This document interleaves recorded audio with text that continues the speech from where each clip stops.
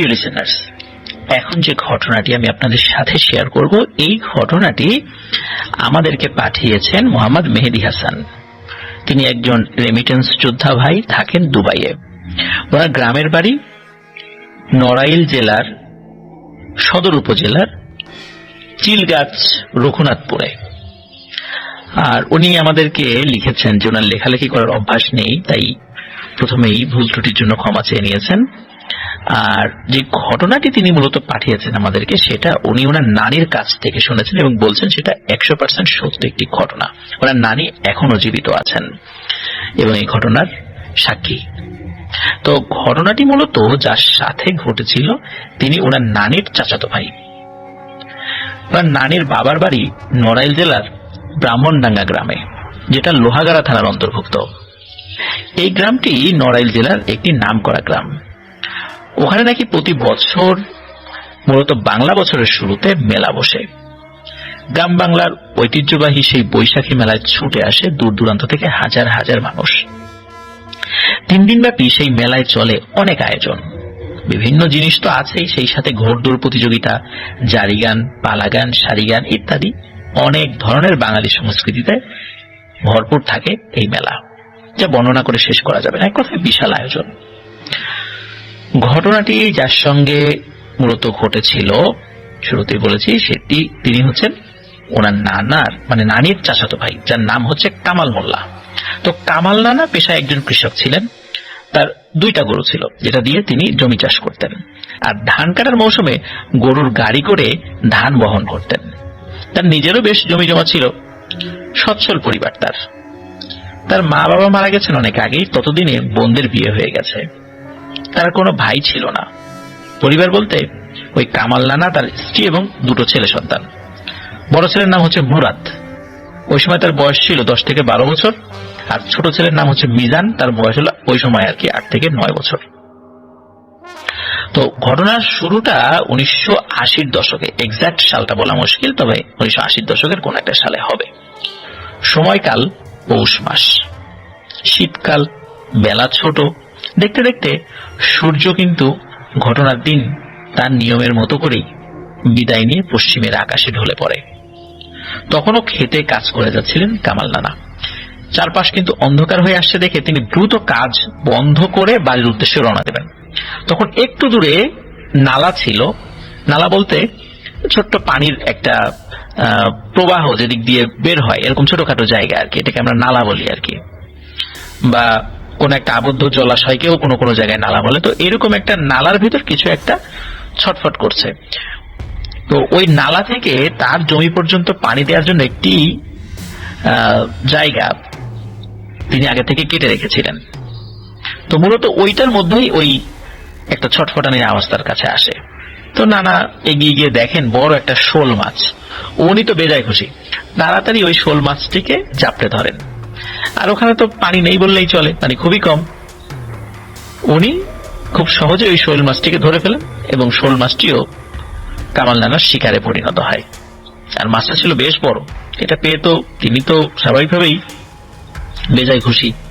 চিন্তা করেছিলেন যে নতুন আলু এবং ফুলকপির সাথে রান্না করে এই মাছটি খেতে হবে, বেশ সুস্বাদু হবে। এই কথা চিন্তা করছেন যে কিভাবে খাবেন।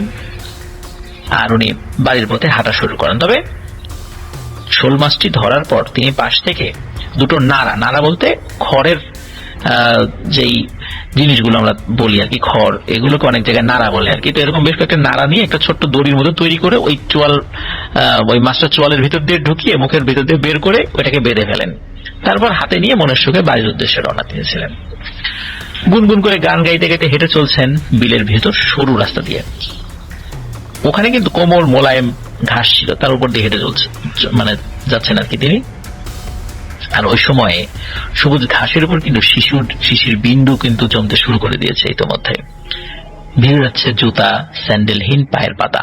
চারপাশ নীরব, কোনো জনবসতি নাই আশেপাশে। যতদূর চোখ যায় শুধু ফসলের মাঠ। চারপাশটা ক্রমশ কুয়াশায় আচ্ছন্ন হয়ে যাচ্ছে। কামাল নানা আস্তে আস্তে ডুবে যেতে থাকেন প্রকৃতির এই মায়াজালের মধ্যে। ততক্ষণে কিন্তু চারপাশ অন্ধকার হয়ে গেছে প্রিয় লিসেনার্স। আর ওই কামাল নানার কাছে কোনো আলো ছিল না। উনি নর্মালি কোনো আলো নিয়েও আসেন না, সন্ধ্যার আগে বাড়িতে ফেরত যান আর কি।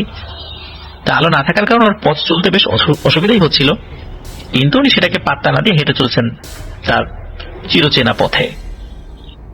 সরু রাস্তাটাকে মৃদু আলোর অবয়ব মনে হচ্ছে।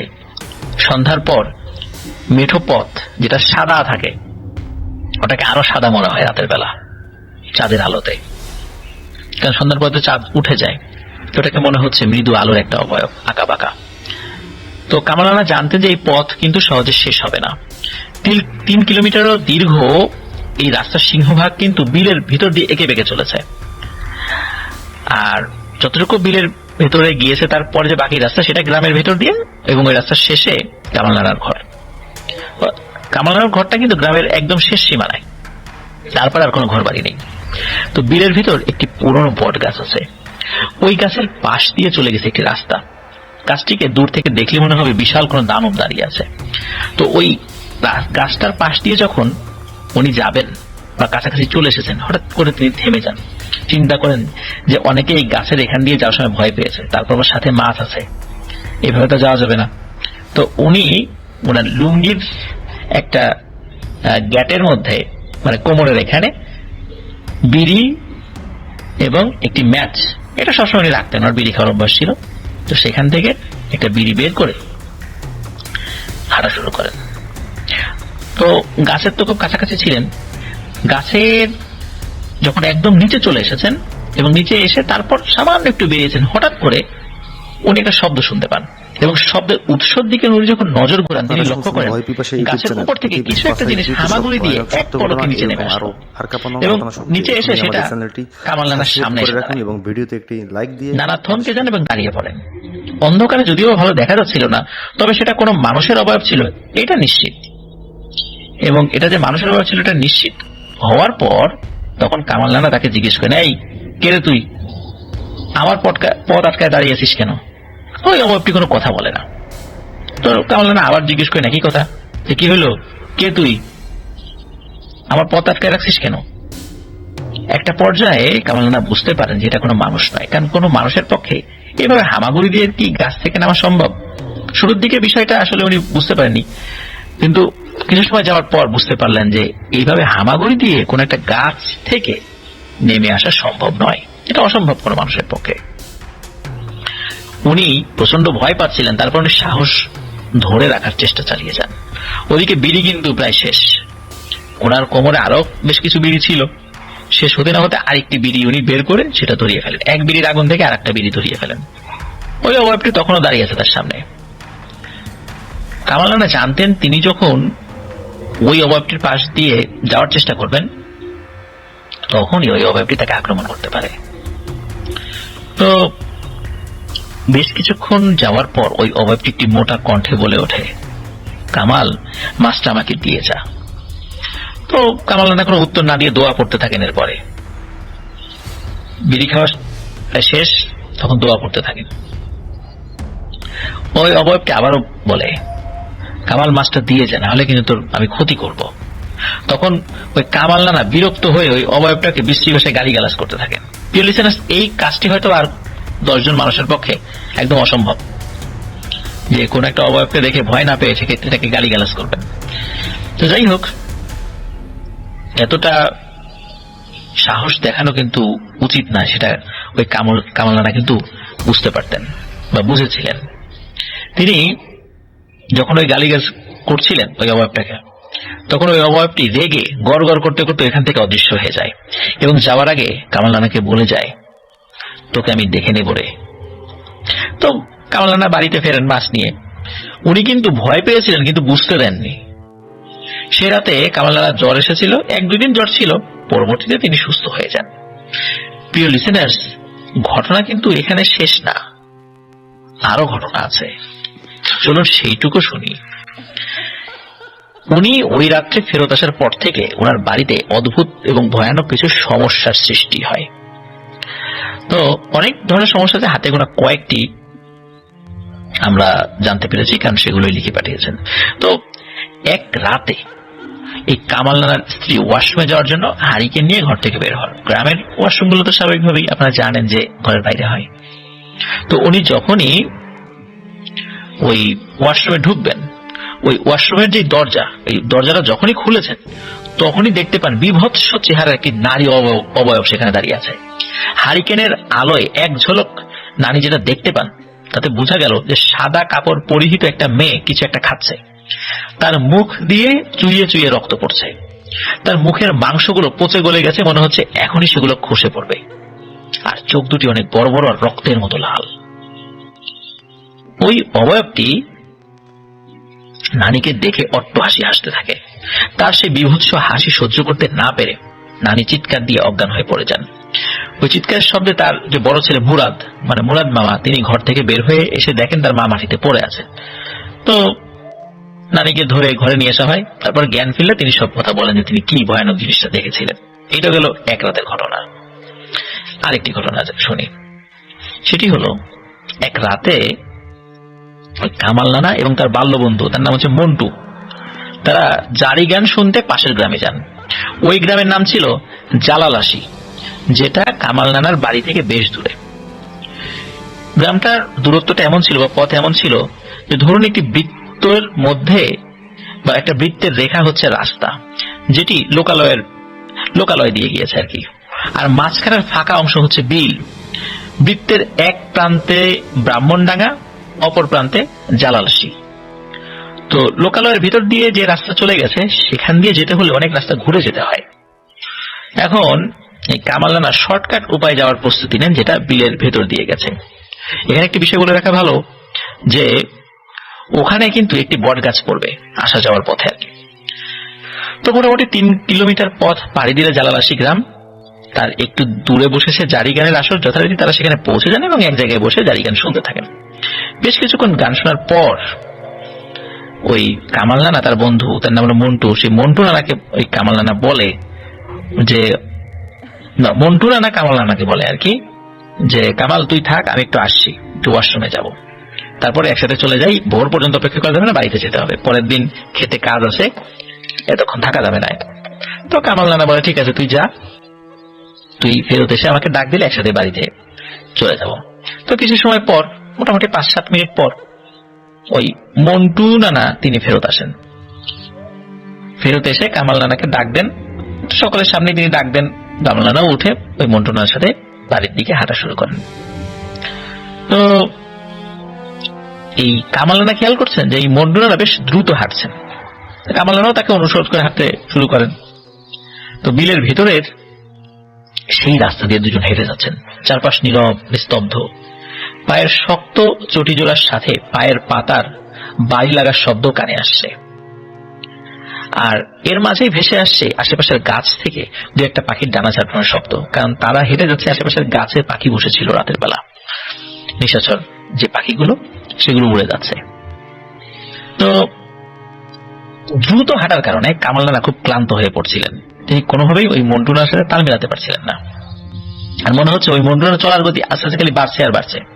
তো কামাল নানা এক পর্যায়ে বিরক্ত হয়ে বলে, কিরে মন্টু, তুই এত তাড়াহুড়া করতেছিস কেন? তোর কি পাকা ধান কি বর্ষার পানিতে তলায় যাচ্ছে নাকি? তা তো আর যাবে না, সুতরাং এত তাড়াতাড়ি হাঁটিস না, দাঁড়া, আমি তো আর পারছি না তোর সাথে হেঁটে। তো ওই মন্টু নানা কোনো উত্তর না দিয়ে তার মতো করে হাঁটতে থাকে। কিছুক্ষণ পর কামাল নানা মন্টু নানাকে জিজ্ঞেস করে, ওই মন্টু, বিড়ি খাবি নাকি? একটু দাঁড়া না ভাই, আর তো পারি না। তো এই বলে কামাল নানা দাঁড়িয়ে যান আর পকেট থেকে বিড়ি আর দেশলাই বের করে যখন তিনি বিড়ি জ্বালাবেন, মানে বিড়িটা ধরাবেন, তখন ওই মন্টু নানা একটা ধমকের সুরে বলে ওঠে, এই বিড়ি পরে ধরা, সময় কম। কামাল নানা একটু অবাক হয় এবং জিজ্ঞেস করে, আরে কিসের সময়ের কথা বলে সে? এবং তাকে জিজ্ঞেস করে, কিসের সময়ের কথা করতেছিস তুই? মন্টু নানা কোনো উত্তর দেয় না। কামাল নানা এবার রেগে যান। যখনই তিনি মন্টুকে গালমন্দ করার প্রস্তুতি নিচ্ছেন, তখন তিনি একটা অদ্ভুত এবং ভয়ানক জিনিস লক্ষ্য করেন। তিনি দেখতে পান চাঁদের আলোয় থাকা কামাল নানা রাস্তার পাশে নিজের ছায়া দেখতে পাচ্ছেন, কিন্তু মন্টু নানার কোনো ছায়া তিনি দেখতে পাচ্ছেন না। তিনি ভয় পান, মারাত্মক ভয় পান। তিনি আরো লক্ষ্য করেন মন্টু নানার পায়ের পাতাগুলো উল্টো দিকে ঘোরানো, অর্থাৎ পেছনের দিকে ঘোরানো। তখন কামাল নানা বুঝতে পারে, এটা তো মন্টু না রে, আজকে তো বিশাল বড় বিপদে পড়ে গেছি। আমি তো মন্টুকে ফেলে রেখে চলে আসছি। নিশ্চয়ই ওয়াশরুমে যখন মন্টু গেছে, তখন এই পিশাচটা মন্টু সেজে আমাকে ডাক দিয়ে এখানে নিয়ে আসছে। ওনার হাতে কিন্তু বিড়ি ছিল, সেটা উনি দ্রুত জ্বালিয়ে নেন এবং ওই যে শুরুতে একটা বিড়ি বের করেছিলেন, তো ওটা আর ফেলে দেননি বা কোমরেও রাখেননি, তো সেটা দ্রুত উনি জ্বালিয়ে নেন এবং ওখানে দাঁড়িয়ে পড়েন। আর মন্টুর সুরত ধরে আসা সেই দুষ্ট জিনটিও একটু দূরে গিয়ে দাঁড়িয়ে পড়ে। সে পেছনে ঘুরে আর দাঁড়িয়ে থাকা অবস্থায় সে 4 হাত 4 পা ভর দিয়ে তার অবস্থান নেয়, ঠিক যেভাবে কুকুর বিড়াল যেভাবে থাকে আর কি, এবং একটা লাফ দেয় এবং লাফ দিয়ে কামাল রানার সামনে চলে আসে। ভয়ানক বিভৎস চেহারা, সেটার চেহারা দেখে সে বুঝতে পারে কি ভয়ানক এই পিশাচ এটা, কারণ চেহারাটা কিন্তু আর কামালের নেই, হয়ে গেছে বিভৎস এক রাক্ষসের মতো। ওই পিশাচটা লাফ দিয়ে তার সামনে এসে অট্টহাসি হাসতে থাকে। তার সেই হাসিতে গোটা বিল কেঁপে ওঠে, আর কামাল রানা তো ওইখানেই মরে যাবেন ভয়ে, এরকম তার মনে হচ্ছিল। তার শরীর অবশ হয়ে যায়, তিনি অসারের মতো দাঁড়িয়ে থাকেন, ওখান থেকে নড়বার এতটুকু শক্তি তার ছিল না। ওদিকে তার হাতের জ্বলন্ত বিড়িটাতে কখন শেষ হয়ে গেছে এটা তিনি খেয়ালও করেননি। তিনি যে আবার একটি বিড়ি জ্বালাবেন মানে ধরাবেন, এই জ্ঞান বা শক্তি কোনোটি তার মাথায় কাজ করছিল না বা শরীরও কাজ করছিল না। মন্টু রবি সেই পিশাচটা ধীরে ধীরে কিন্তু তার দিকে এগিয়ে আসছিল। একদম তার মুখের কাছে মুখ নিয়ে পিশাচটা বলে, কিরে কামাল, আজকে তোকে কে বাঁচাবে? এই বলে আবার বিভৎস হাসি হাসতে থাকে। তো এবার আর কামাল রানা নিজেকে ধরে রাখতে পারলেন না, উনি ওখানেই অজ্ঞান হয়ে পড়ে যান।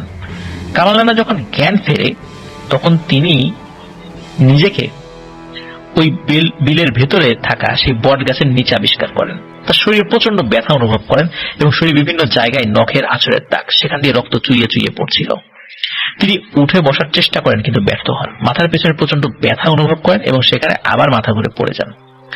পরবর্তীতে তিনি নিজেকে তার বাড়িতে আবিষ্কার করেন। সকালে কিছু কৃষক যখন মাঠে জমি চাষ করতে যাচ্ছিল তখন তাকে ওভাবে পড়ে থাকতে দেখে কামাল রানাকে তার বাড়িতে পৌঁছে দেয় ধরাধরি করে। বাড়ির লোকেরা তার কাছে জিজ্ঞেস করে যে রাতে কি হয়েছিল। তখন কামাল রানা রাতের পুরো ঘটনা এবং মাছ নিয়ে ফেরার সময় যা যা ঘটেছিল সবকিছুই খুলে বলেন। তো কামাল রানা মন্টুর কথা জিজ্ঞেস করেন।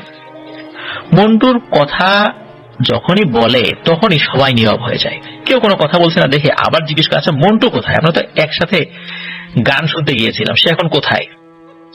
এবার নানি নীরবতা ভেঙে বলে, মন্টু ভাই আর নাই। দুদিন আগে তার দারুণ কাফন হয়ে গেছে। এই কথা শোনার সাথে সাথে কামাল রানার উপর মনে হচ্ছে যেন আকাশ ভেঙে পড়েছে। প্রিয় বন্ধুর মৃত্যু সে কোনোভাবে মেনে নিতে পারছিলেন না। 2 দিন আগে দাফন হয়ে গেছে মানে তার মানে হচ্ছে উনি 3 দিন অজ্ঞান ছিলেন। সকালবেলা যখন তাকে দিয়ে গিয়েছিল তখনও উনি অজ্ঞান ছিলেন, এরপর টোটাল 3 দিন অজ্ঞান ছিলেন। তো কোনো মতে কামাল রানা নিজেকে শান্ত রেখে জিজ্ঞেস করেন, মন্টু কিভাবে মারা গেল, তার সাথে কি হয়েছিল? তখন নানি বলেন যে গ্রামের কিছু লোক সকালবেলা ওই বট গাছের নিচে তোমাদের দুজনকেই পেয়েছিল। ওই বট গাছের নিচে তোমাদের দুজনকে উদ্ধার করার পর দেখা গেল যে তুমি জীবিত আছো, কিন্তু মন্টু ভাই জীবিত ছিল না, তার অস্বাভাবিক মৃত্যু ঘটেছিল। মন্টু ভাইয়ের ঘাটটা মটকানো ছিল আর চোখ দুটি উপড়ে ফেলা হয়েছিল এবং সেখানে অনেক ধস্তাধস্তির আলামত পাওয়া গিয়েছিল। এ কথা শোনার পর কামাল রানা কান্নায় ভেঙে পড়েন। প্রিয় বন্ধুকে হারানোর বেদনায় একরকম পাগলের মতো হয়ে যান।